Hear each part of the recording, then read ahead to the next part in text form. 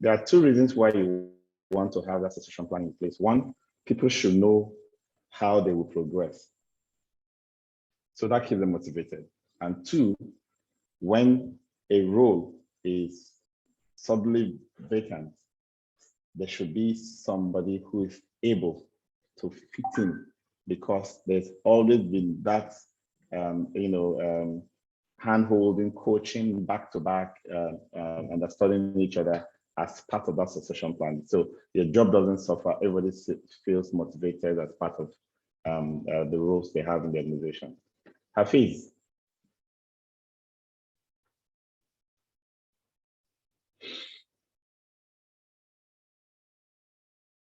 Hafiz, your hand is up. Go ahead. Good evening, sir. Good evening. Yes, sir.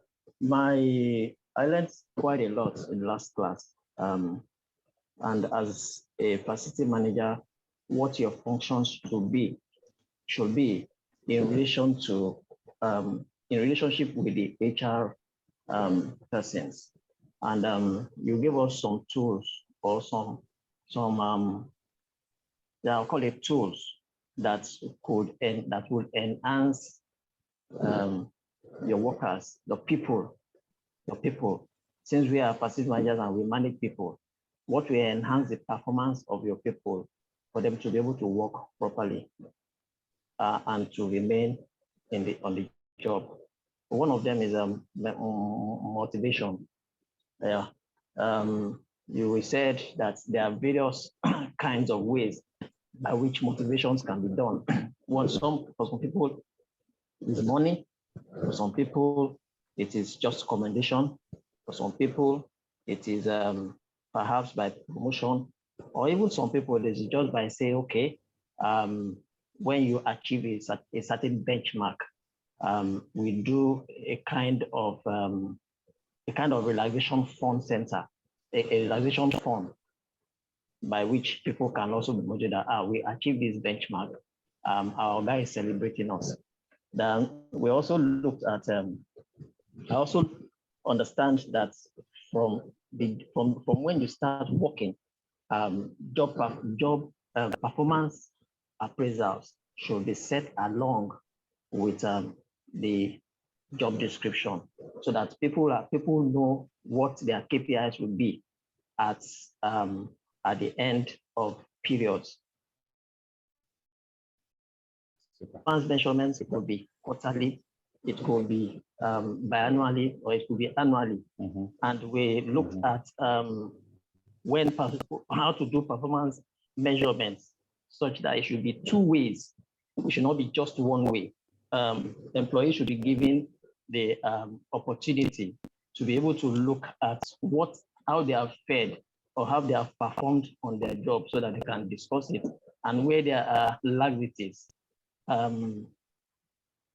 Things are done, and when there are successes, things are also done. We also looked at succession planning. The previous speaker mentioned that one should not actually make him or her the sole owner of a job.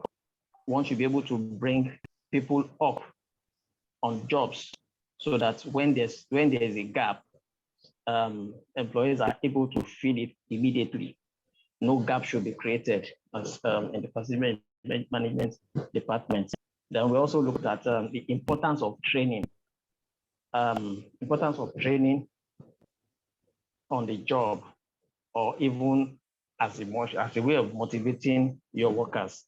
So these are the few tools I was able to understand, and yeah, good to go, sir. Thank you, sir. I can't hear you, sir. Thank you so much, Hafiz. That was fantastic. Richard, let's hear from you. Thank you. Okay, good evening, Mr. Paul. Good evening, everyone. For me, what I took home from, apart from all that has been said, was that as a facility manager or as a staff or a worker, you must not just start up. When you start working, you start using your salaries to meet family needs and help people. You must see yourself in the next 5 years. Invest in yourself. Don't start buying cars. Don't start looking to build houses or buy lands that you're not building in the next 5 years. Try and build yourself. Invest in professional courses. Invest in go for programs that would aid your growth. For me, that's something that it's key. And I think as facility managers or as staff of any company or as young graduates, these are things that I think we should look into, because like you said, if you start to help families and in the next 5 years, you'll see that you can't even sustain and the family members will leave you and find somewhere else. And also as facility managers, from the video you played, it shows that we are contractors, we are HR personnel, we are engineers, we are security guys, we are cleaners, we are all encompassing. So a bit of knowledge in all of those things also help us stand out as facility managers. Thank you. Fantastic. Thank you so much. Thank you, Richardson. Thanks everybody for that robust analysis on the last class. I really I appreciate when I have a class that's paying so much attention and taking so many lessons away as they go and do their job. So congratulations for being that fantastic class for me. Today we're going to look at business. You know, when we talk about career, those of us who have businesses or hoping to start businesses felt like, oh, well, this class is not for me. Yeah, we're talking about how to climb the career ladder. Today, it's about business, okay? So even if you are still climbing the career ladder today, please sit tight, because at some point in your career, you're going to get involved in some form of enterprise. And then for those who are also in careers, pursuing careers in various businesses or organizations, it is best for you to start thinking like an entrepreneur. So we call that an intrapreneur, someone who's a businessman within the business. He knows how the bosses think, he knows how money works, he knows how to find business, he knows how to execute and how to deliver. That is the best kind of the most productive employee you can ever have, someone who is an entrepreneur within the organization. So in looking at facility management business, we're going to be looking at all of those considerations around the FM facility management as a business, how to create a brand, how to create a business, how to make yourself a profitable employee within a business. In today's facility management industry, any facility manager will be successful and stand out if they are able to seamlessly combine their business skills and a broad scope of technical knowledge. In other words, it's not enough for an FM to be technically savvy, but rather the ability to understand the importance of facility management to business organizations and operations, while also learning strategies for internal marketing as well as external marketing. This course will furnish each of us with the nitty-gritty of the business world in relation to facility management as a profession. So we're going to look through starting a business generally and some concepts to consider. And I'm going to speak a lot from my own experience as an entrepreneur. I'm going to also share insights as it relates to the facility management industry, the business of the facility management industry in Nigeria. So some of the general concepts: business plan, market survey, business registration, legal and regulatory compliance, and then we'll now go into business success principles, FM market landscape, scope of FM services, FM market segmentation, and types of FM contracts that you may encounter as a businessman. As by way of introduction, you know, what makes a business? A business starts out as an idea. An idea is often or mostly based on your solution to a problem that you perceive a certain customer group has, your response to an opportunity that needs to be harnessed, your solution to a need that needs to be taken advantage of, right? So if you think about an idea, it's always not relative to yourself. Your ideas are not always relative to yourself. It's always relative to the impact you intend to make on another, a group of others, a community, a public. So that's the whole idea. You find that idea by first looking at what is that need, opportunity, or problem that I can solve, right? And mind you, when starting up a new business, we are always, in fact, it is very rare to find something you are starting up today that no one else of the 40, 50 billion people that have been through this earth have ever thought about. It's not likely, right? There's always going to be the chance that however novel the idea is, someone has thought about it at some point, has acted on it, has implemented it. But what you are trying to do is to find what we call a niche or a category, a segment of that industry or that solution that you can find a way to add innovation to. They've solved it before, but you have a new innovation to add. That's the whole idea. And then it's either you're going to look for customers with certain tastes, like certain issues, a cheaper version, something unique. So don't drive that uniqueness to the extent where you are immobilized by the thought of what someone else has done. People have done it, but how can I do mine differently? That's all that you need to think about. Become an insider so you can understand the markets. With that idea, you need to understand two things. One is the profession itself, the skills, the tools, the processes that produces that solution.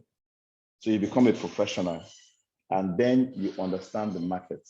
You dig deeper into the customer base, your proposed customer base, to understand the market. You carry out some studies where you think about, pick a sample problem or issues, and you suggest a solution, and you begin to play the mix and match game. What you're trying to do here is sampling for idea, for opportunities, for comment, for feedback before you roll out fully. Ready to roll out fully? Come up with a business plan. Business plans could be everything from one-page summary of what's the problem statement, what's my solution, who are my target customers, how will I reach them, and so on. Just outline 7, 8 headings in one page or 2 pages can be your business plan.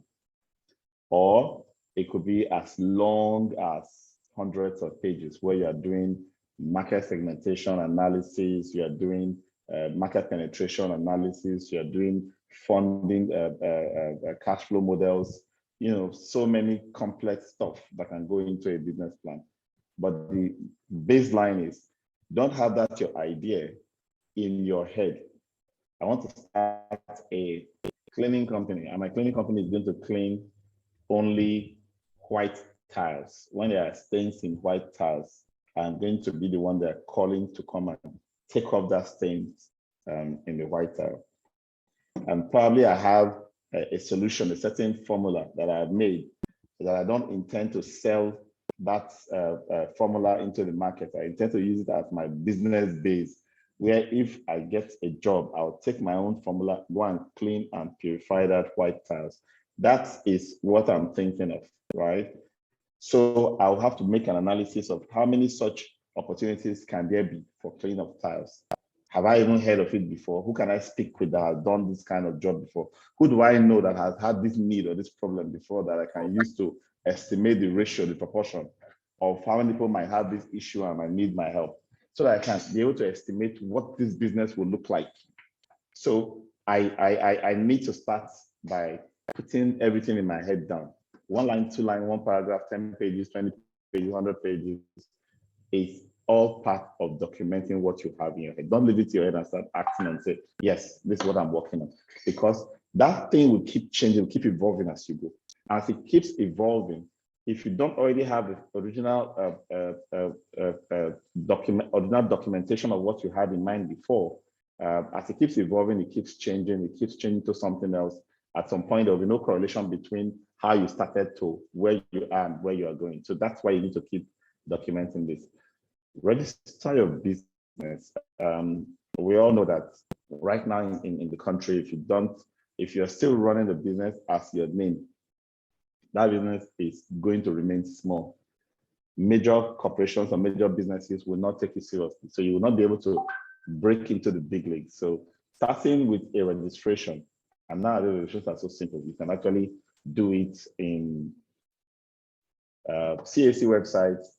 You can finish the whole process of registering the business in 2 hours. You pay, you get everything, all downloadable now. You know, before it used to just be the business name that was that easy, but now even the limited liability companies, you can register, pay stamp duties, have everything done, have your memos loaded, you know, everything done right on your desk. So you don't even need a lawyer, a company, a legal person or an accountant to open the company. And it has even become sweeter. Instead of going back to go and create a tax registration, companies now come with tax registration. It's automatic. When a company is registered with CAC today, you see your TIN number right in the documentation that comes with it. All right. If it's a business in an area where you need certain licenses, if you want to work, for example, even if you want to do cleaning service for an oil and gas company, you need a DPR permit, for example, right? So those are the kind of things that we're talking about. You need to get the necessary licenses and permits for the business. Acquiring an office space is, you know, it's something that it's relative. It's not something that we will push as a major requirement when you are just starting out. Except you already have a funding, you're not looking for anything. You just need to put all the money inside the business. But be careful because this is something that some of us have learned the hard way. When we started out, we had, you know, so much money. Max-Migold was only at home for about 6 months. We rented an office. We furnished the whole place. We did this and did that, and there was no money for somewhat 7-8 months, not a dime, you know, for 8 months, and that running cash ran out, right? So it's important that you don't run out of cash when starting out your business. So you don't just dump it into all of those things that, you know, premises, furnishing and the rest. Instead, invest early in marketing. Invest early in marketing, because once you invest early in marketing, you begin to get some kind of traction. You'll be doing more of going to meet your customers and clients to try to convert them than to expect them to come to you as a small business. But in all, instead of thinking of physical office, think about it. Once you have the business idea, working on the website straight away, okay? Because that gives you a storefront virtually. So from your phone, from your tablet, from your laptop, you can send messages out, and people can actually start visiting you and seeing what you're thinking, what you're doing, what your big ideas are, just by going to your website. Marketing is everything about business. Don't know the technical aspects.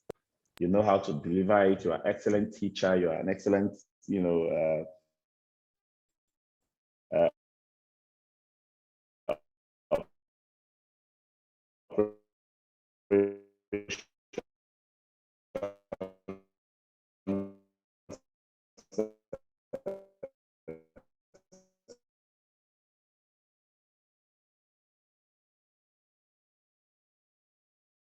face, friend and family,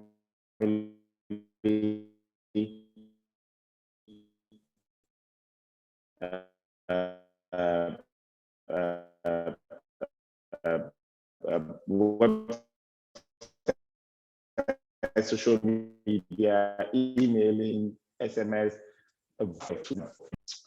Okay, so marketing is everything.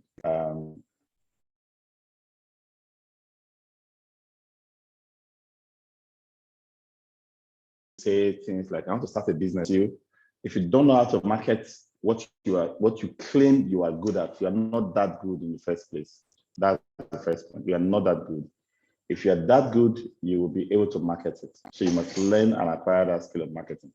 Second point is, whoever does the marketing is the owner of the business.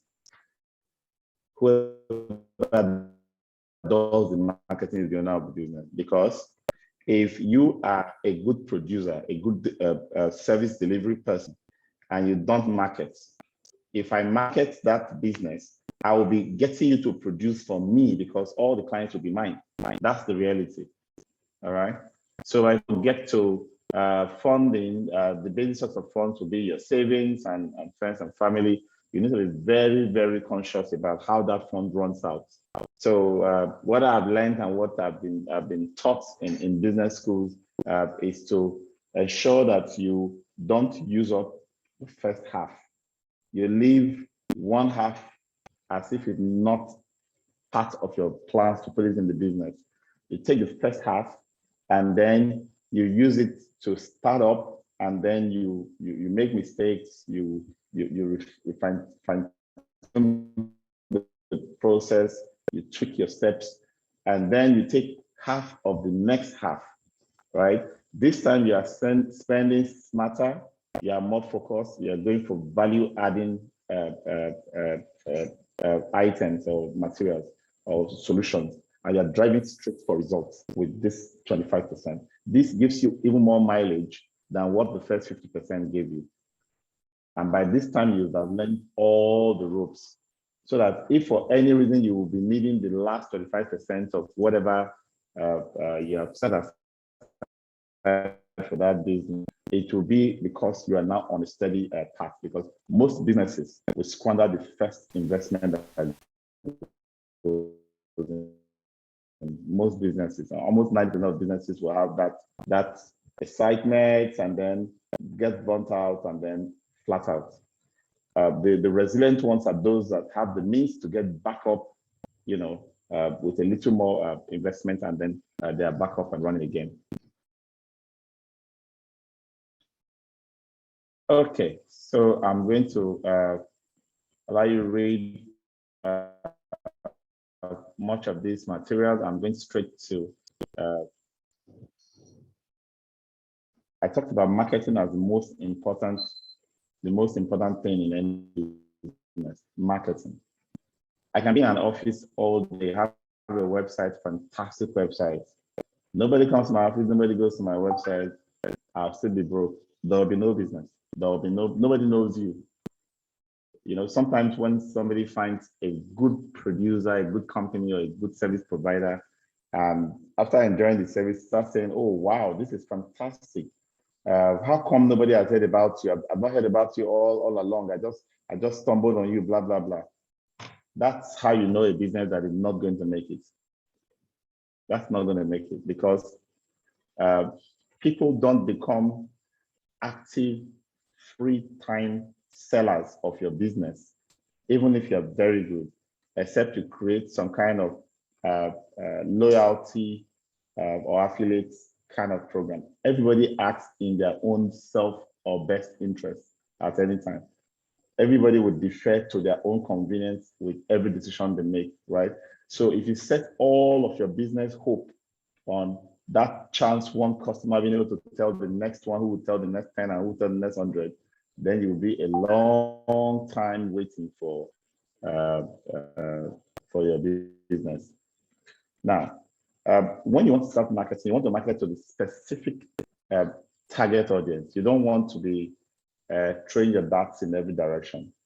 Trust me, I've done this. I've thrown my darts in every direction, and I can tell you that millions and millions of naira can actually be wasted just by throwing your darts in every direction, right? So what you really want to do is to narrow down by doing a market research. What the market research, market survey does basically is you dangle your service as it is and as it should be, or it will be by your own vision, to a certain sample of people, and you get their perception. You get a sense of those who like what, so you can sell that what to that category. That's the whole idea of a market survey, so that you don't, go and start investing when you don't have an idea, a clue as to the market potential, right? So that's the whole idea of doing that little survey, so you can know what the size would be like if I'm actually going to open shop and start doing business. In Nigeria today, you can set up a business name. The business name or an enterprise, a venture, the way we call them, is no different from you as an individual. It's a company, but that company is not limited in liability. That company is not different from you. In fact, as an owner of an enterprise, your personal income tax is the same as that enterprise tax documentation. So there's really no differentiation between you and that business. It can be sued separately. Everything is just you. In a limited liability, could be private, could be public. The private ones are the most common ones. We call them LTD or limited liability companies. These ones are companies that are owned by 1 to 50 people. The shareholders cannot exceed the number 50. They're subscribers to the company. They decide, they could have a board of directors. That company is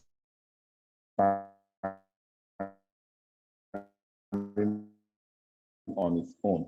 A public shareholder, people who subscribe to it, can run into their millions or even billions. And when you have a private limited company that's a commercial business, profit making, if you're creating a non-profit station, for example, you use the company limited by guarantee, LTD/GTE. So the limited by guarantee means that there will not be any profit sharing from such a business. Even though it's a social enterprise, a business, that business is going to plow back all of its revenues, all of its resources into the business, and the promoters will not take out a profit from it, right? And then you have the unlimited company, which is similar to the public limited or the private limited, but the liabilities of its owners or subscribers are unlimited. What it means, the difference between the unlimited company and the limited company, whether private or public, is that the liabilities of the owners has a certain threshold. What it means is that the company is a legal entity that stands on its own, separate from its owners. The owners are separate entities. And the liability for what the business becomes or owes or becomes liable for, the owners have so much you can take from them, from their personal life or substance to cover for it. But the unlimited one, they will all have, wherever the company goes, every subscriber or owner goes, because there's no limit to the liability. And then you have the incorporated trustees. It's similar to the limited by guarantee, but it's purely a group of people coming together for a social venture, for a social or professional association or institution. They're the ones that are set up using the incorporated by trust with incorporated trustee rather. Should you register your business? Should you run as yourself? Well, I'm sure you can relate to that easily. You can read that up. It's important that you register your business, but be very conscious that you are ready to start the business before you register, because the moment you register, your tax liability starts counting. You are required to do certain processes, like you're supposed to do annual returns to Capital Affairs Commissioner and the Federal Inland Revenue Service and the State Revenue Service on a yearly basis, whether you're in business or not. So be careful when you start to think that you are ready to actually run a business before you go opening it. If you're ready, the steps are very simple. Log on to the CAC website, search for a name. If it's a if you're not sure, because of course you may not be too sure if that name is available, but just check if that kind of company name is already there. And if it is not, you reserve it. As you reserve it, you fill the forms online, you pay the fees online, you upload relevant documents, and just like that, your company is registered. So how do you sustain a company that has been registered to be a going concern? You need to be able to meet with the requirements of legal and regulatory compliance. For example, a company should have a tax clearance certificate, right? And a tax clearance certificate is issued from day one. You can get it from the first year after operation to say, look, I just started and I need a tax clearance certificate. You file and they will grant you one. There is the VAT, value added tax, and withholding tax remittances. When you carry out transactions, companies will take withholding tax from your own payment, and you are required to take withholding tax from payments of your vendors. The same thing goes for VAT, because the government uses this mechanism to mop up these taxes at the point of transactions. And then you need to also have those compliance with employee deductions requirements like pension, payee, National Housing Fund, if you're subscribed to employee compensation, the Nigerian Social Insurance Trust Fund, and we also have the Industrial Training Fund. These are all statutory legal and regulatory requirements. And then for the oil and gas industry, you have the NIPEX and the DPRO. Lagos State have so many agencies. We can't just begin to list Lagos State agencies. You need to know who they are. Today, one of my colleague from a client side called me to say there was this waterways agency or authority that came to the facility, and they sent a demand notice. And I read the notice and I say, yeah, this is normal. They need to know that you are managing a commercial place with public presence, that is a water sewage treatment plant. And then they will do an inspection and they'll do a report and tell you this is not in order, that's not in order. You need to put them in order, and you need to pay for the certification that we're going to generate for you, and so on and so forth. Some approvals are Standard Organization of Nigeria if you are into production or any of those product-related businesses. And then if you are into real estate, you need to deal with the EFCC part. There's something you need to go and get a clearance from EFCC that you're not involved in, money laundering and so on. And then you need to also be registered with the Financial Reporting. So you can see all of these things are things that when you're trying to start a business, you don't think about them. You don't think that they're important, right? If you know them, ask questions about them. Especially if you can decide to read on your own, log into their websites and read and find ways to register with all of this. You don't even need to spend money using third parties for most of these registrations. So let's just know that these are things that you need to have in place when running your own business. Because when you start filling bidding forms, for example, submitting job quotations to organizations, the organizations that do due diligence, these are the things they use to do their due diligence, just to know whether you are really good enough, competent, so they can trust you, or they can leave their facility in your care. So you need to show some of these regulatory compliance. And then it's important for networking that you are part of a professional body, right? So whether you are from the engineering, the architecture, the building, the estate management, project management, you must not only stay connected to your discipline, your professional discipline, but you must be connected and involved in the facility management profession as well. How do you succeed as a business person? Many businesses have started and have failed. Many have stayed on and trudged on. What makes a difference between the success and the failure? The first is an entrepreneurial mindset. A business is a business. A business is living on its own, it's different from you as a promoter. You understand, you have a very high commercial acumen. You have to buy at a certain rate, and if you have to sell, you must sell at a rate to make a profit, right? You must be able to cut your cost so low that your selling price that incorporates your profit is good enough for the client to pay. Otherwise, you will not be able to sell, right? So that's the whole summary of entrepreneurial mindset. Find a need in the marketplace, find what you love to do. So these two items are causes quite a lot of debates. Should you follow your passion, do a business, that's strictly about what you enjoy, and how you want to live your life, or do you focus on what the market needs to provide that solution to the market?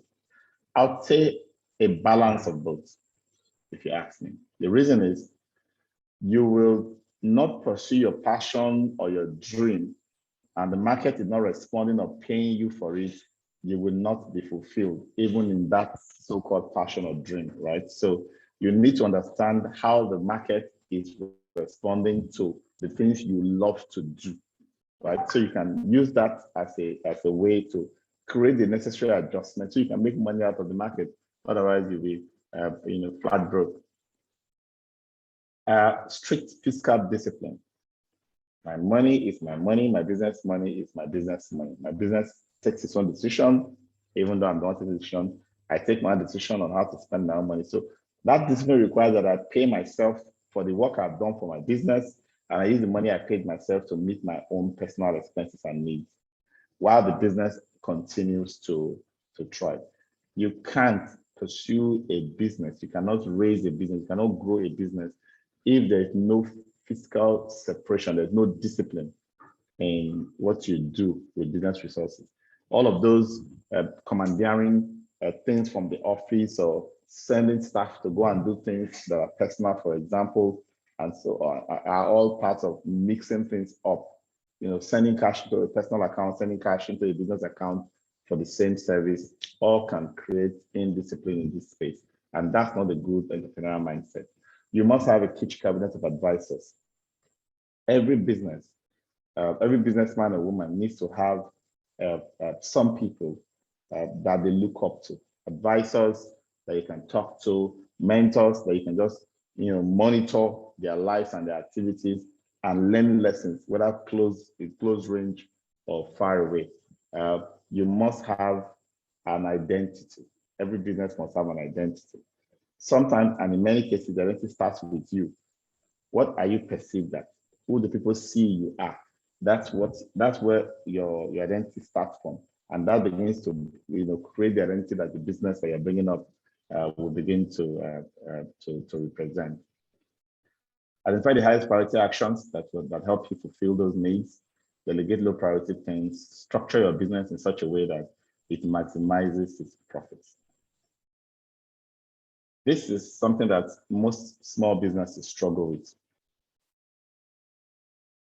That feeling that you are the only one that can do it. So almost 50 to 60% of the tasks that need to be performed in the organization are being done by you because you feel they are sensitive, you are the one that can do them. Know how to prioritize tasks so that the routine, mundane tasks are let go of. Let others handle those so you can manage the critical tasks. If I have to sort through an Excel spreadsheet, for example, and look through one by one, maybe some 5,000 line items, for example, I will spend the whole day, maybe 2 days, just going through, right? What else could I have used my time doing? Who else can I ask to go through and do that sifting for me instead of using my executive time to do that? To be successful and grow your business and revenues, you must match the way you market your products with the way your prospects learn about and shop for your product. You must have that. You must be meeting them at the point where they are actually looking to buy something or to shop for something similar to what you are trying to sell. And then be profitable, then save some of your profits to build a cushion of liquidity. I've had a business partner before who can just fathom the fact that I want to save a part of the revenues we have made. He wants to make sure every dime that we make is immediately shared for spending. That's a recipe for stagnating the business. You can't just share and spend up everything you make in a business. There must be a portion that's saved for future liquidity. Invest a portion of your money and make sure your money is working for you and you are not working your life, all your life to make money. So that's where that discipline to separate what you earn from what the business is, what you have and what the business has, so that you can have other things that you have put your own personal money that you have saved into that will be working for you. But this is often a very big challenge for most entrepreneurs. We don't see the need to leave money in a bank, for example, whether it yields interest or not, because that's like too slow an investment, because we are very passionate about the business we are into. We are always spending every last dime we have into the business that we are in. Cash is very important in business. So it's either you have your own cash for the day-to-day running, or you have a banking relationship for support. Some banks, banks are beginning to respond these days. So you can have a bank relationship where you have some kind of term loan that you can use to cover certain project expenses and be paying back over time. And then you cannot stay the way you were when you start your business. Your business can start as a one-man show in your sofa, in your living room, but that business will have to grow. So that expansion, that vision of where you are going must be clear in your mind, and you must put energy into continuous innovation and research to revamp, improve, and increase your prospects for growth within the business. So let's look at the FM landscape. Let me take a little break. Let's take a 5-minute break and be right back, okay? So please, we'll take a little break and be right back. Discussion. When we talk about FM markets, there are two segments to it. There are two aspects to it. There are those who are providing services, right? So people who provide plumbing services, diesel delivery, cleaning services, all of those services to maintain and operate our facilities. And this can be everyone from the single artisan plying his trade as himself, not even having any enterprise, to small companies that have a team of staff who can service a team like cleaning crews and the rest, all the way to large corporations that provide specialist services like elevator generators and so on and so forth, electrical services, maintenance services, and so on. So you have all of those in that space of service providers. Then you now have the management providers. Management providers are what we will call the facility management companies. Facility management companies are either going to be coordinators and supervisors of service providers in providing services to clients who is trying to order wholesale bundles of services and asking these management companies to provide management, right? Or companies that are providing management with embedded services, the total facility management models, where a company is employing directly individuals that will do the work instead of having contractors in its payroll or in its contract. So when you are coming into facility management as a business, how you understand the market terrain, the market landscape, and the area of strength from your own idea where you see the gap that you're coming in is where you enter from. You can enter from a single service provider, just providing one service. I read once about a company that doesn't do plumbing. Plumbing is too big, too broad. They don't do pipe work. Pipe work is too extensive. They just do unblocking. That's all they do. So you call them when you have blocked pipes. They have all of those equipment, the electronic snakes, snake cameras and the rest. They have underground boring. They have different kind of gadgets that can go in, scoop out, and take care of a blockage. They have the ones that use chemicals to force through jet pressure using compressed. That's basically the business they do, right? So you can come in from a narrow specialist service standpoint. You can come in from a broad service standpoint, like plumbing, electrical. These are quite broad. Custodial or environmental services, these are quite broad, but they are all services. You could also come in as a management provider where you have the capacity to coordinate service provision for a client because you are a management professional in the FM space. Now, should you start up as an FM company? Should you start up as a service provider? Hello, Baba. And migrate across? Yeah, it's okay. It's okay. I'm even installing the office now, so I'll update you. Okay. Yeah, thanks. God bless. Thanks. Who wasn't muted? Now I know that you are in class and also settling work. I didn't know that before. Who was it?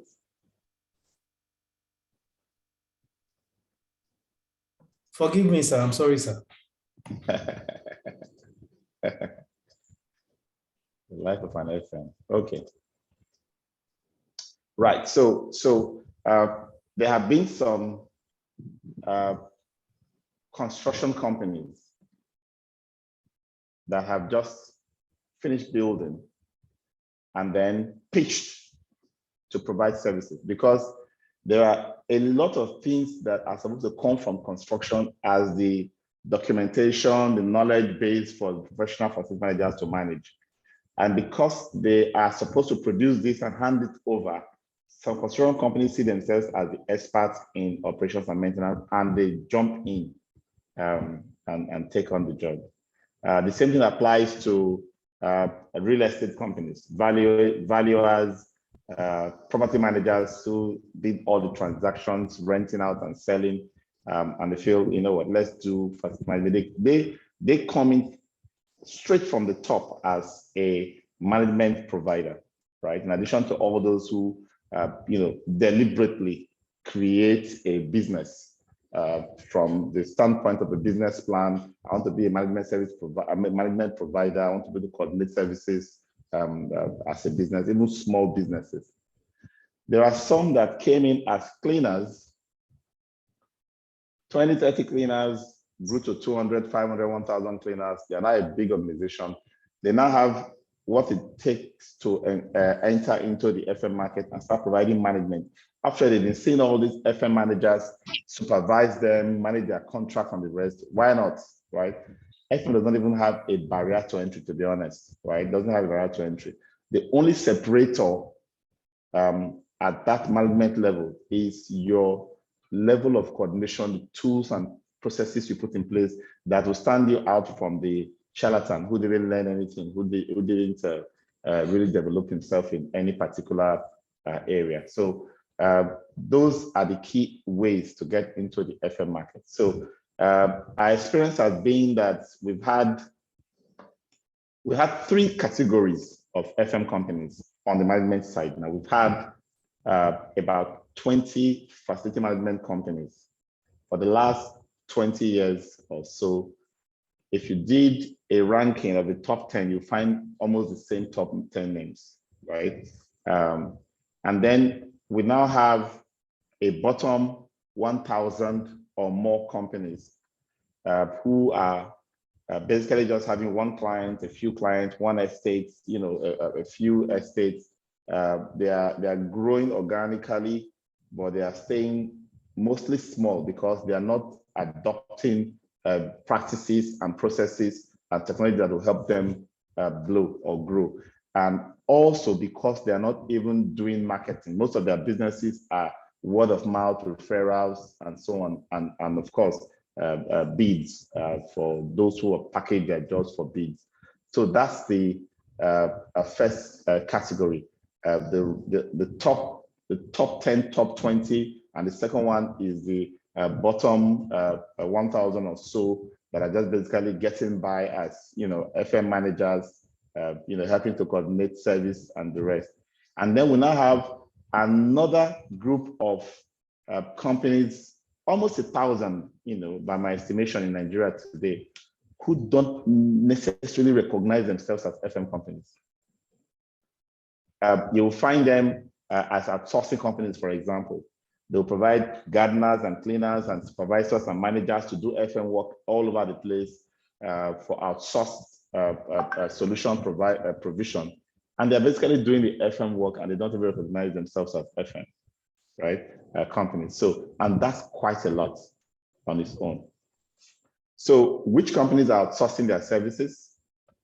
Most of the multinational organizations coming from countries where FM has become fully entrenched, where outsourcing is already as high as, some countries have FM outsourcing as high as 70, 60%.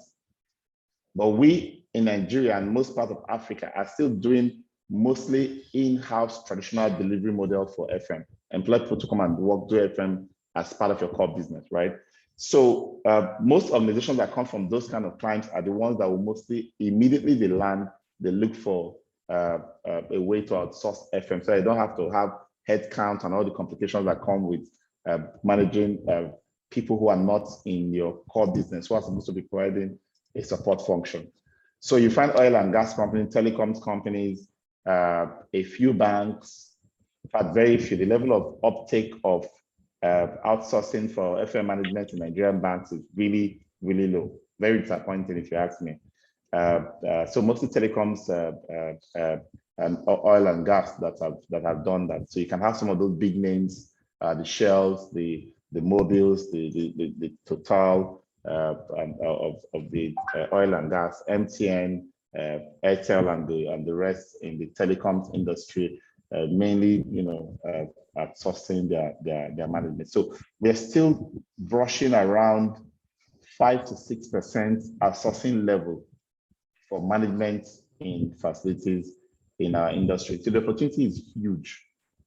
But what is really stagnating the industry today, and you must learn this, and not many MDs or people are starting business out there and learning it. One, FMs, people who are running FM as pure business, they don't have FM training, they don't have FM professional background, they don't have anything about FM. They just stumbled onto a contract and they just use their street wisdom to mobilize people together and start developing or delivering FM services as managers. This category of FM companies today are more than 75, 80%. You have less than 20% who actually come from the background of, I worked as an FM, I studied and practiced FM, and now set up an FM company. Very few. So that's the first thing. So the professionalism is largely lacking, and clients, once they outsource to a management organization and they don't get value, they don't see any difference between what they were doing and what you are coming to do as the so-called professional, who is the core. This FM is your core. They will, upon termination of that contract, they will not outsource again. They will bring things back in, and that has been a major disappointment in our industry. The other thing has to do with the structure of the FM contracts that we're currently managing. Too many financing is bundled into the FM service contracts. So if you know that you're going to use diesel, you're going to require 200 workers in your FM team, you're going to pay electricity bill and so on and so forth.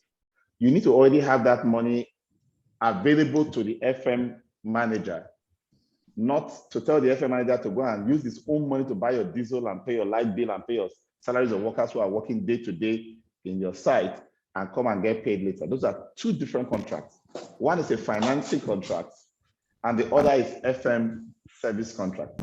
And the FM companies we have today don't have the financial muscles to manage financing. So what they do is they try to manage, try to squeeze. Yeah. They try to squeeze, they try to make ends meet, hoping that the invoice will be paid and then they will not pay all their creditors, people they are owing both salaries and contractor fees. Now, that leads to a lot of contractors who are not happy, who are not being paid on time, who are not motivated or committed, staff who are not committed or motivated. And so the service quality dwindles badly. So with poor processes, poor technology adoption to poorly structured contracts where the FM company is taking on what is not suited for itself, you now have contracts that are failing. And this is a problem today.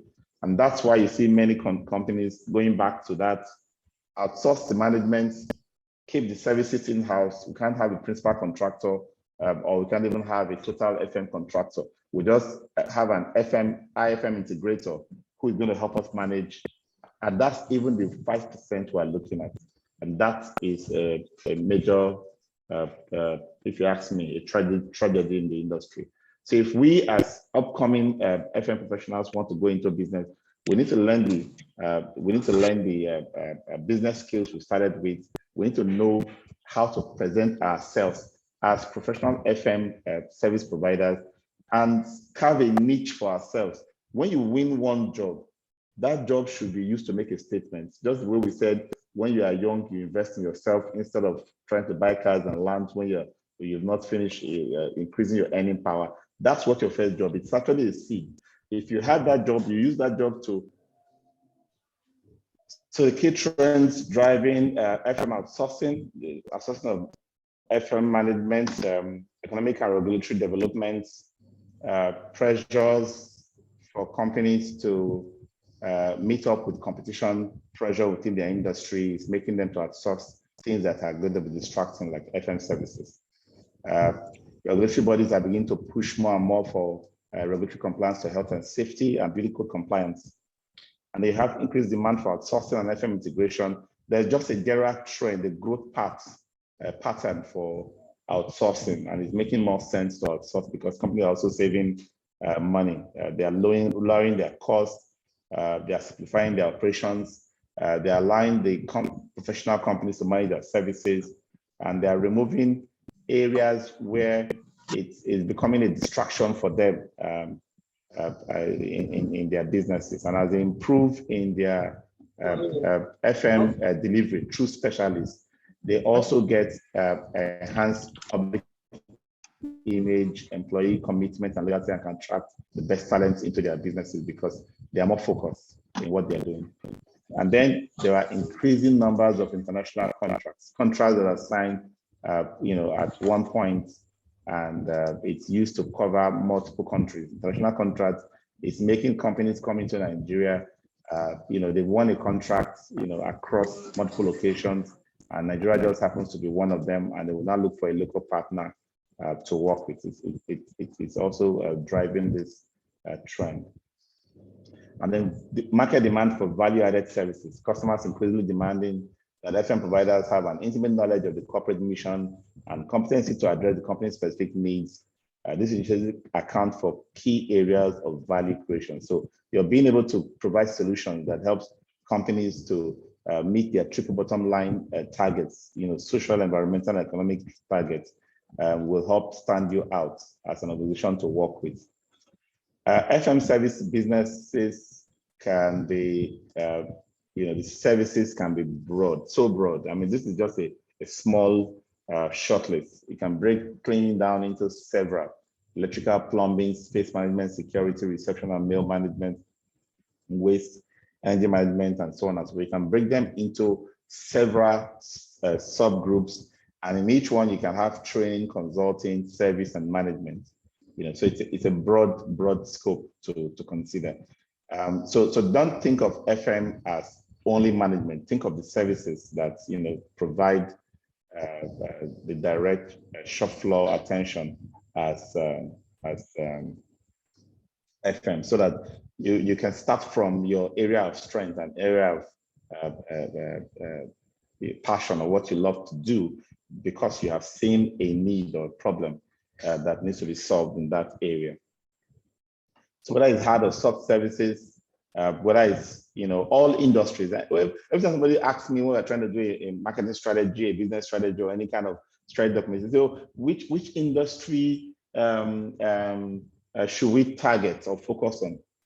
I said, look, we are industry agnostic. If they have properties in large quantities or large areas, then they are customers. That's the truth.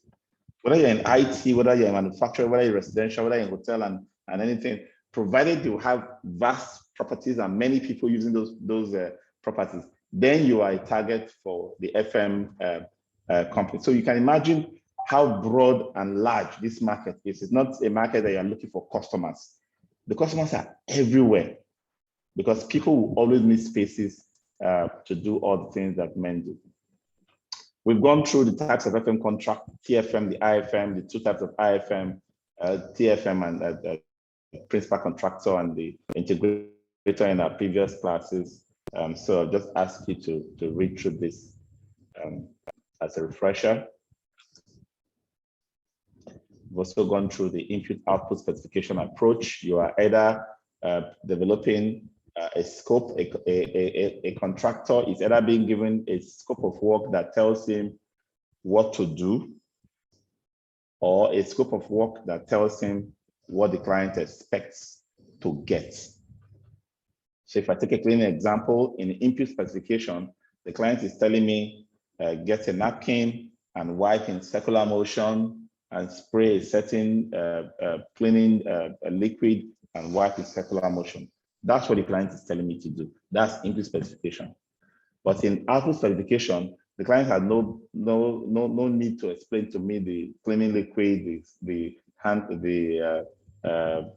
napkin, and the kind of motion. The client is only going to tell me there's a table, and I need to be sure that there's no dust, no stains, no ink stains, no smudges, no cobwebs in, on top, and under the table. So basically, I decide how to go about delivering that kind of contract as a contractor.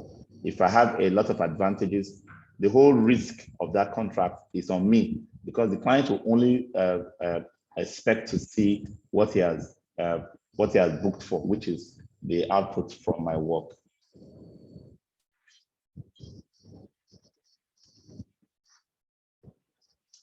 Taking on contracts in facility management, we have, service industry generally, writing detailed contracts is a big work.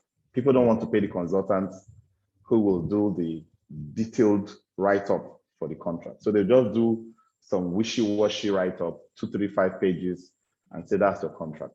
Most contracts are not detailed enough to avoid issues. You will always have issues. If you look at contracts that are few pages, line items summarized, not sufficiently detailed in scope, specifications, expectations, then we'll have all those additional requirements popping in here and there, or you just having to use your own goodwill to deliver good service. So make sure services are described in the contract and the schedules. Measuring the standard to which the service is delivered is crucial. Will the service you buy today meet your business needs in 3 years' time? Is this contract we are trying to award or you are trying to receive, is it going to be valid? Is it going to be a need for it in a few years' time? So that you have to have that futuristic approach to looking at things. Critical to building, right to terminate when the supplier does not deliver to his promise. Again, no contract should be made so binding that you can't get out of it, right? Make sure that price and quality benchmarking is done. because there's going to be all kinds of risks that will throw themselves up. So you must factor in this risk when drawing up the contract documentation. Document what assistance the supplier will provide on exits. Some people are leaving as contractors and they don't even leave one file on ground. They frustrate the client. You know, what do you own? What can they take away? Let it be there. I've seen a situation where even a software that was used to manage the client's property, they are not even willing to share it with the clients. That's how serious it is, right? You're not even willing to share it with the client. That's a big challenge if you run a contract that way, right? And then what about employees? Contract is ending and they are trying to poach one employee or the other. You need to cover that in the contract. You can't poach my employees. They cannot go and work for you. And you cover it on both ends. If you're a contractor, make sure that your employees have that in their contract, and you also have that in the contract with the client. Who pays for the exits? You know, decide this up front. It's important to ensure that the exit arrangements are flexible on both sides.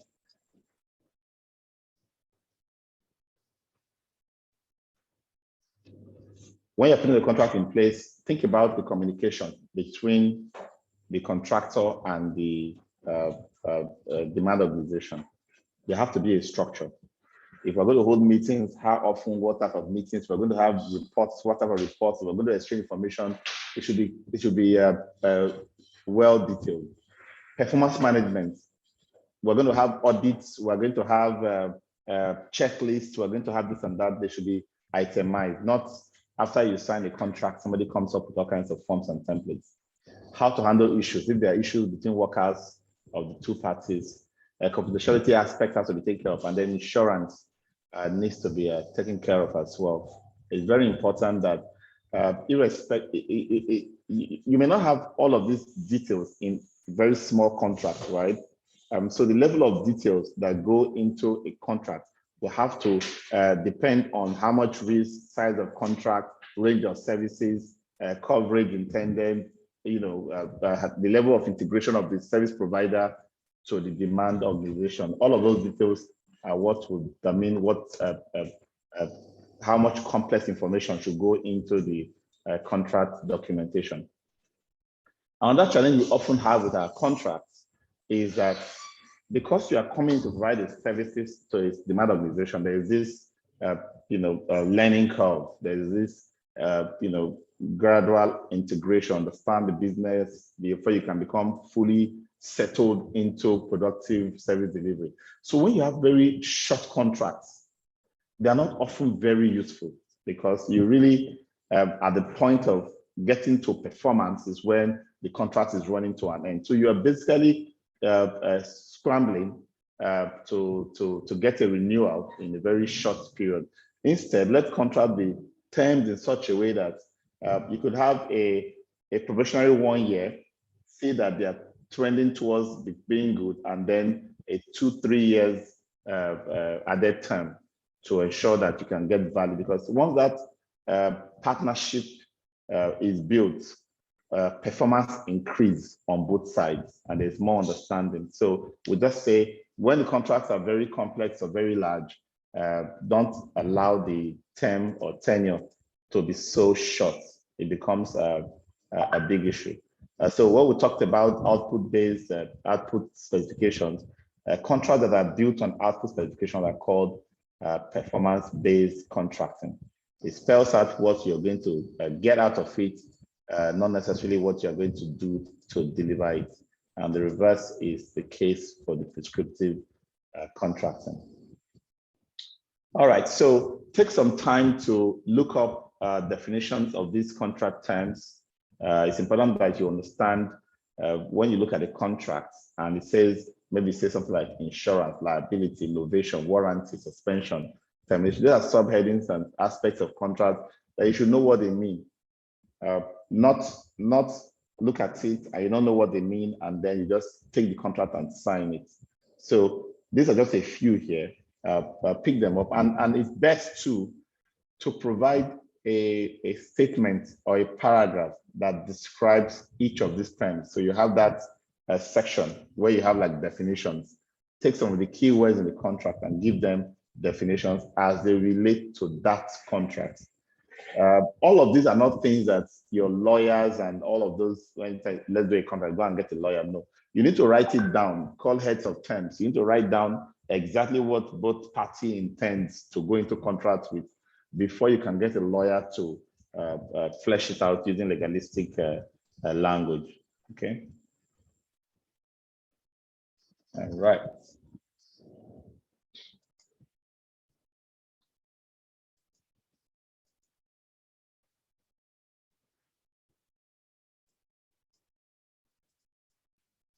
Let's hear your questions, comments, and feedback on the lesson.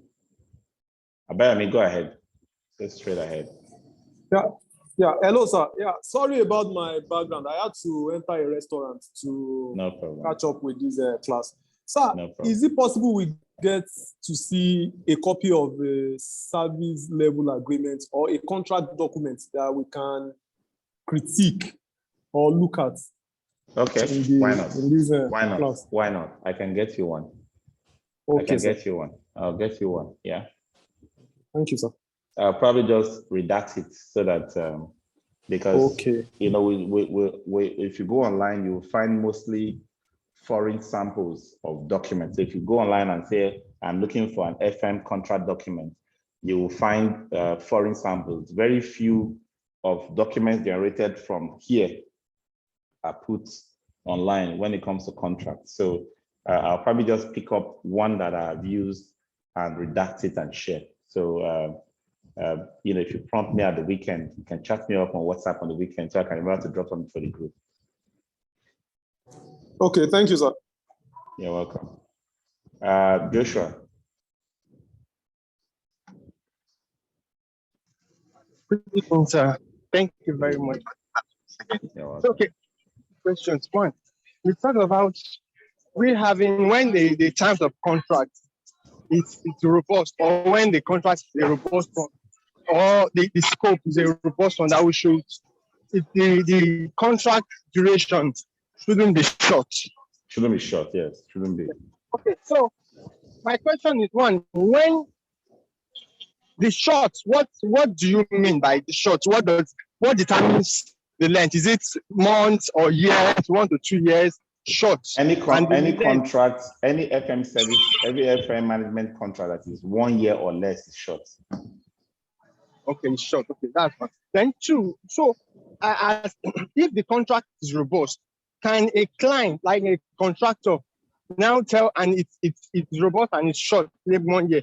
Can the contractor put it to the client that we need this contract to be more than 2 years or maximum 3 years, like you said?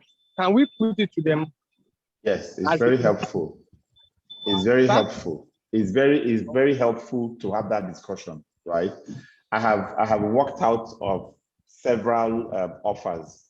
There was once a client wanted to give a job and it says there will be a 3 months probation. After 3 months, he wants to split up the job into the site into 4 and give 4 FM companies. And then after 3 months, he will not sack the worst performing FM company. And I said, it doesn't make sense. Even if I'm not going to be the worst performing FM company, whoever you give a job in 3 months should not, you know, is still in transition. You cannot be telling the person whether you have performed or not, you know, by that 3 months time, you know. So I said, no, I wasn't going to participate.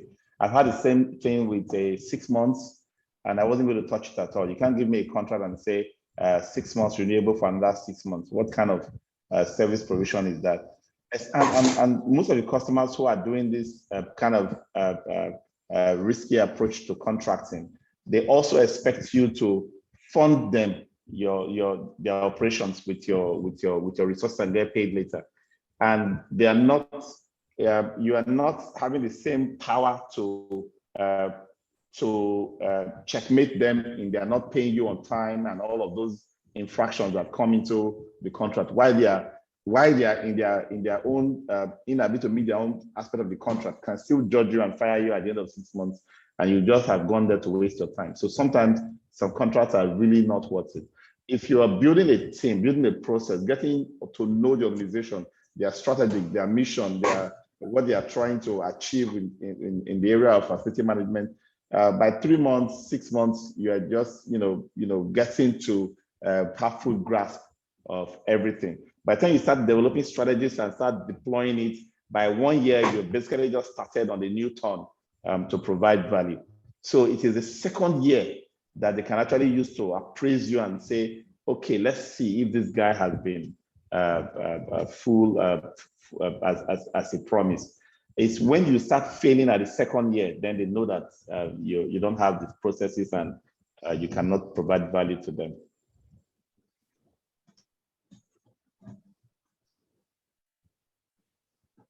So it's good to talk about it, okay? Okay. So ask them, some of them may be willing to accept a longer term on condition that the rates will stay frozen. So that's one risk you need to check, because usually we would like to say in year 2 and year 3, there should be an allowance for inflationary escalation in the rates. But some of them will want to jump on your need to have a longer term and freeze rates, and that can become a financial burden on you later. So think about that. Hafiz. Okay. Sir, I still have more questions, sir. Okay, go ahead. You've said a lot of things now. Really opened what you just said now. Okay, so we can work out of the contract if the terms, like the contract duration, is not like we talked about. Yes. Give reasons why you are not going to participate. In fact, 3 weeks ago, I got an offer from a client for a job. The offer dropped into my email at 9 o'clock in the night.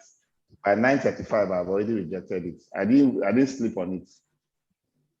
I rejected it that night before I went to bed because it was not going to make sense.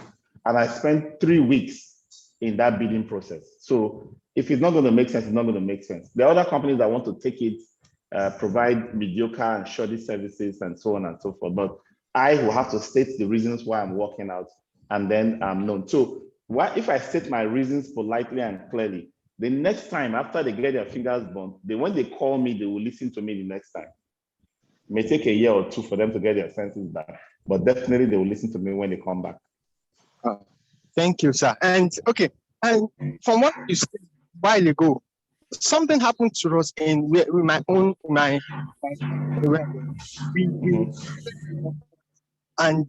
got the nudge to start. A day before the contracts, like 30th to 4th. Yes. We got the nudge on the 31st, and the money to the mobilization, we sought for the mobilization, and that's one. Then the day we started, complaints started coming in from the people that came in that we had some backlog that the previous company created. Liquid waste. They evacuated, so it spilled off the first day we started, and we started getting escalation. Somebody else's problem. Yes, it's common. Started getting escalation. So from what you said now, what do we do? We call the attention to it, and those escalations, if you don't performance. So does that mean that we should just start this contract? You didn't give us time to come into, and you can't start moments. Okay. So the thing about that is, you're just stepping in, and there are pending issues, right? You will take them on board, but don't without necessarily fighting back, communicate that these issues were met on ground. So your first week, you are providing a routine service and documenting your current situation. Don't allow the first week, in fact, the first month as a whole, if it's a big project, to elapse without you documenting how you met things on ground, including those escalations that got to you on day one. You need to document them, snap the pictures, keep a record, and be continuously communicating with the client, compiling on a daily basis. So your team will be every day inspecting and documenting with pictures of the situations you are meeting. And as you are fixing them one by one, you'll be getting that report updated. So they should know that you met a backlog and you are doing your best to deal with it. I know in every site, I've suffered that as well. You move in and something they could not get the former FM company to do for 3 months. They want us to do it the next day after we resumed, right? So it's about documenting how you met the site, how you met the problems, and be clear on what your contract covers, because sometimes your contract doesn't even have what it takes for you to deal with it. Because you are new, they pour it on you, you jump on it to start solving it. You want to solve it, but please document it. If you have waste that have littered, the place is filling up, do a video, do a picture, report it back to say, this is how we met this. We're going to be doing this and that to fix it. So there's nobody escalating to you. You are proactively picking up and sending back that escalation. Yeah. Thank you, sir. Thank you, sir. You're welcome. You're welcome. Roland. Okay. Good evening, sir. Good evening, everyone. Welcome. Sir, please permit me. My question is not on this class. It's on the last class we had on Monday. Okay. Sure. Sir, please, on the job description you talked about, please, I don't understand standard of acceptable performance, reporting structure, and job grade. Okay. Job grade is very simple now. Job grade is the level within the organization. My organization today have 13 job grades. I have job grade 1 to 13 in my organization. So if I have the FM that I'm putting a job description out for, is going to be on job grade 7, assistant manager. That's the job grade. I have to put in the job description. So when he sees the organogram, he knows his level in the organization.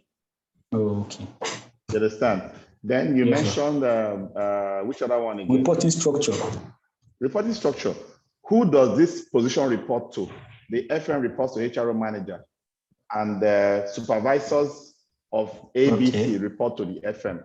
That's just to describe where the FM belongs in the hierarchy. Which other one? Okay. Then standards of acceptable performance. Yes, standard of acceptable performance has to do with certain measures of performance. For example, if this role is an operations role and you want this position to maintain customer complaints, not more than 5 complaints, for example, or you want customer satisfaction to be 95%, or service level agreement compliance to be 80%, you need to state something there as key service expectations, performance expectations. Okay, thank you, sir. You're welcome. Hafiz. Good evening, sir. Thank you, sir. Good evening. Welcome. I have a few questions. Then I have a comment to make to further buttress some of the things you have given us, sir. Okay. Now, the first question is on tax liability. You mentioned during the formation of company, you mentioned tax liabilities. At what point do a formation of a company, at what point the formation of a company relates to paying taxes?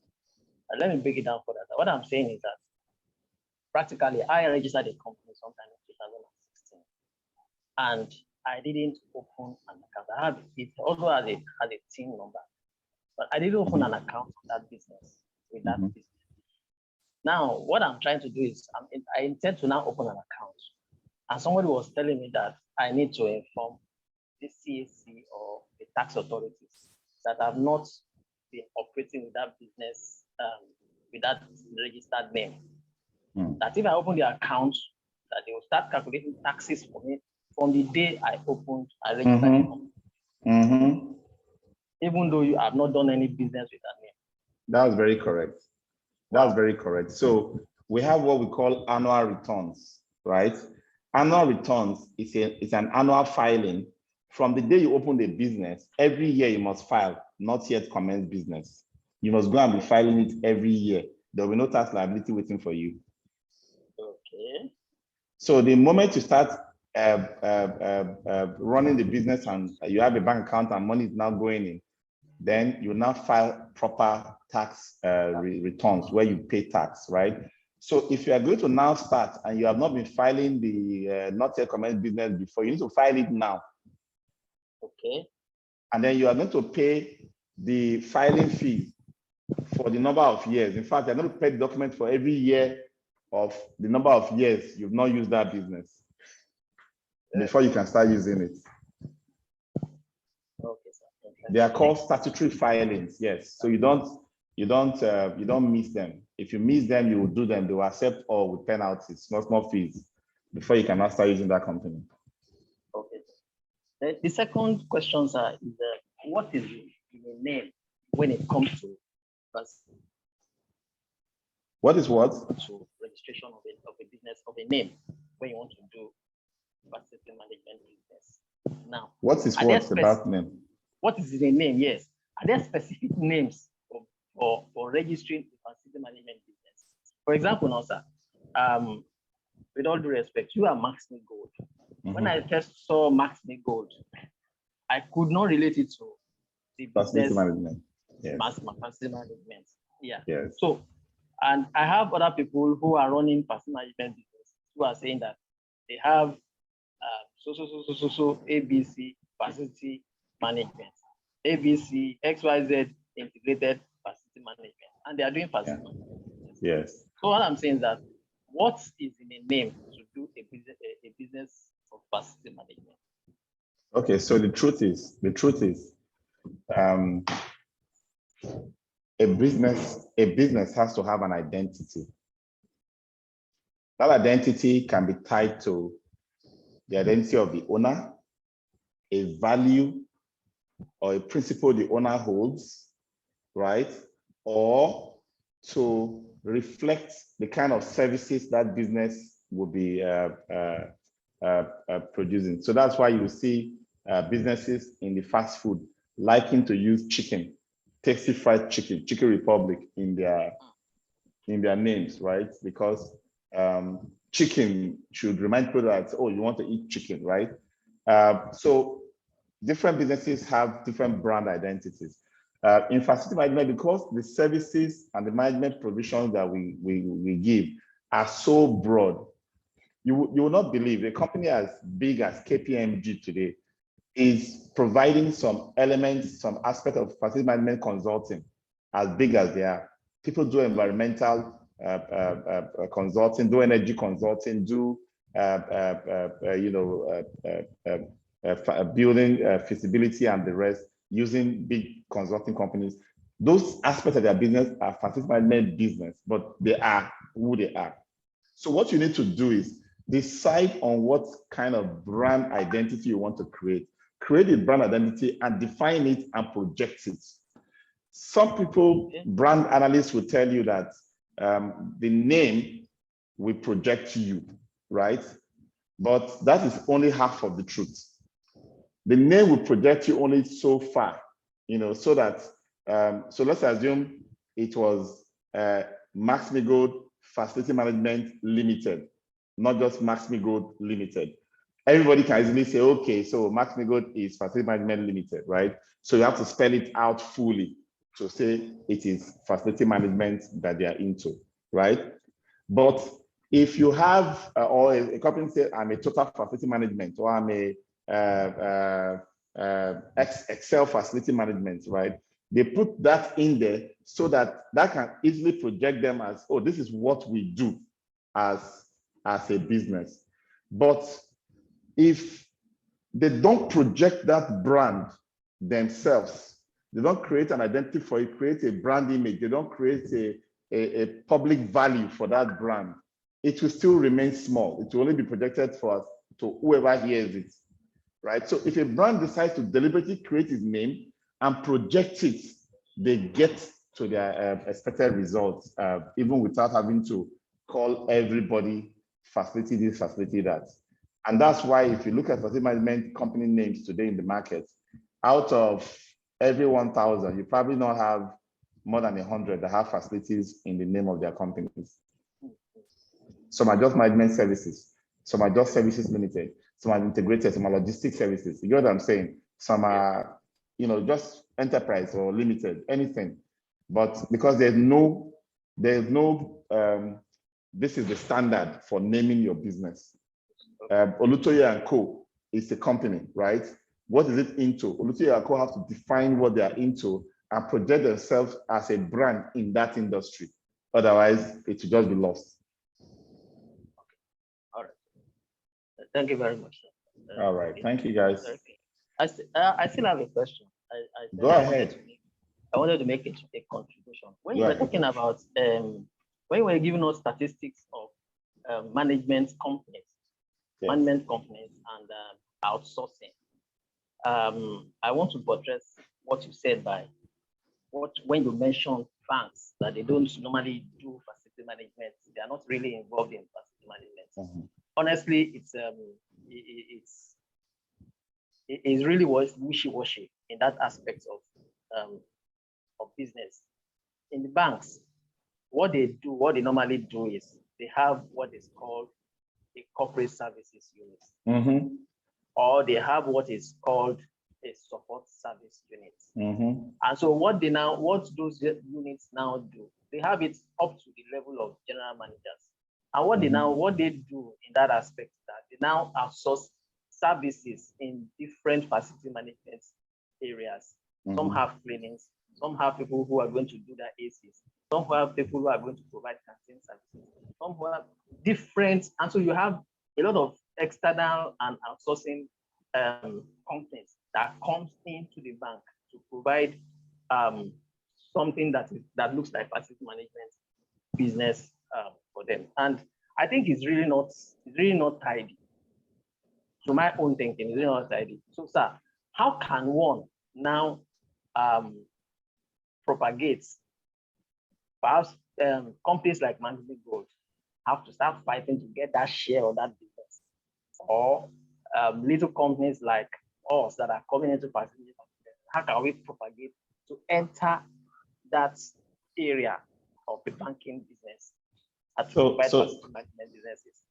Yeah, I agree. The banks are disappointingly slow in outsourcing of management. You have some banks having as many as 50 to 80 facility management staff, in their payroll, and you can just wonder, why they have to keep that large payroll within their team when they could outsource it, But the thing is, it's an evolutionary process. It's not a revolution, So we have to grow through professional bodies, advocacy, through increased excellence in the little contracts that we have here and there, to show that we can have the capacity to deliver services to meet their requirements before they can begin to outsource.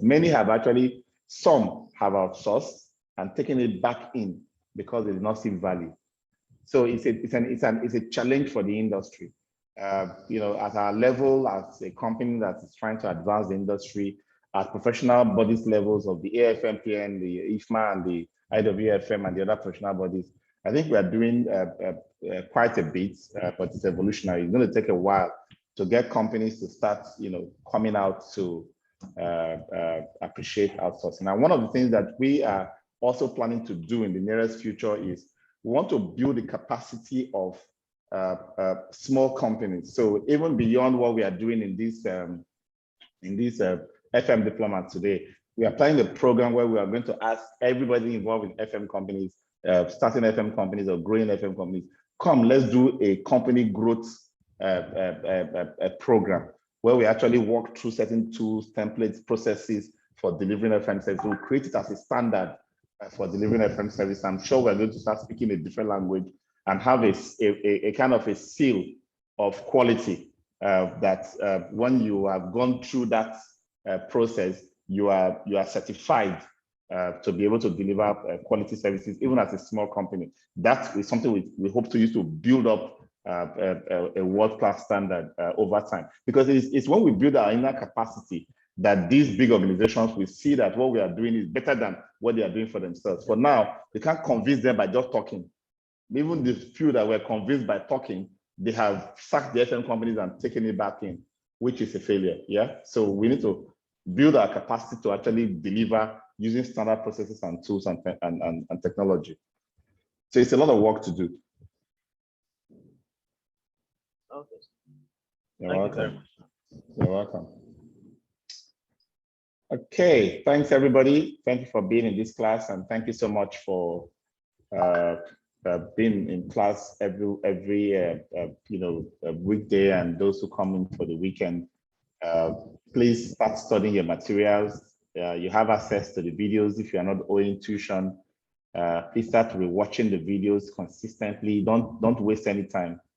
I will not tell you that the exam is cheap, right? So don't play through it. I really need everyone here to pay attention to the materials we have gone through. We watch the videos, check through your notes again, and ask questions in your group. We keep answering those questions on an ongoing basis because you all must pass. Everybody must pass, okay? So start digging in right now. Thank you so much and have a good evening. Bye-bye. Thank you, sir. God bless you, sir. Bumi-san just came up when I was saying bye-bye. So Bumi, go ahead and speak. Yeah, I wanted to know if we can get sample questions, what it looks like. Is it theory objective? No, it's all objective. Look at your platform now. They've written it there. There are 300 questions broken down into 300 questions, okay. And they are multiple choice. Okay. Yes. So you can take 100 in the morning. You can take 100 in the morning, take 100 in the evening, take 100 the next morning. It's 24 hours. Oh, okay. Okay. Thank you, sir. You're welcome. So during the exam review that I'm going to have with you, I'm going to take some of the real exam questions and review them with you. A sample, a random sample. Okay, sir. Thank you, sir. All right. Bye-bye. Thank you, sir. Thank you. Thank you, sir. Thank you so much.